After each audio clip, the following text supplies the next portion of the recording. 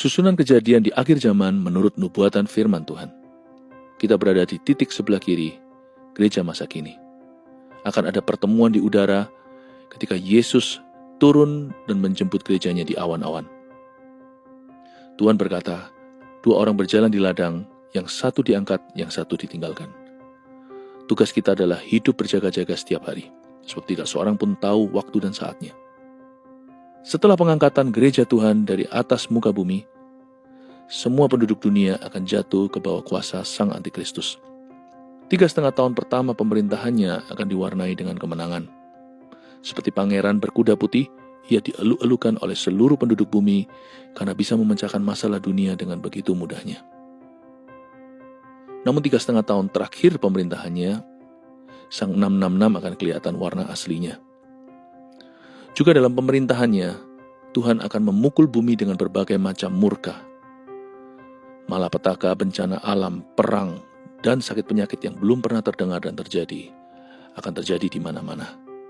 Tuhan membatasi pemerintahannya hingga 7 tahun, jikalau lebih dari itu tentunya seluruh bumi akan musnah. Di akhir pemerintahan Sang Antikristus, Tuhan akan turun ke bumi bersama dengan orang-orang kudus. Waktu itu, Tuhan akan disambut perang oleh Sang Antikristus dan nabi palsunya serta semua kroni-kroninya.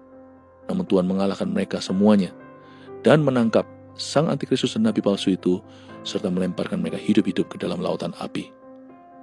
Perang tersebut namanya Harmagedon. Kemudian Tuhan membangun kerajaan milenium yang artinya 1000 tahun dan bumi masuk di dalam masa damai. Iblis dirantai dan dicampakkan ke dalam jurang maut selama 1000 tahun itu. Dengan absennya setan dan roh-roh jahat, dunia mengalami pemulihan yang dahsyat. Manusia hidup begitu lama dalam berkat-berkat Allah, sehingga mereka yang hidup sampai 100 tahun akan dibilang terkena kutuk. Populasi bumi yang baru ini belum pernah secara sengaja memilih Kristus, mereka hanya mengalami semua berkat-Nya. Tidak heran, di ujung kerajaan milenium itu, iblis sekali lagi dilepaskan. Seperti di Taman Eden, manusia punya pilihan, namun sayangnya manusia tidak memilih Tuhan. Dan setan berhasil memobilisasi seluruh bumi untuk berperang melawan Tuhan sekali lagi, dan ini adalah ujung segala peperangan yang ada di dunia. Perang itu bernama Perang Gog dan Magog.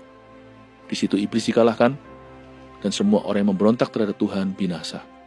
Kita tahu bahwa yang disebut kiamat itu ada bagi orang-orang yang tidak selamat.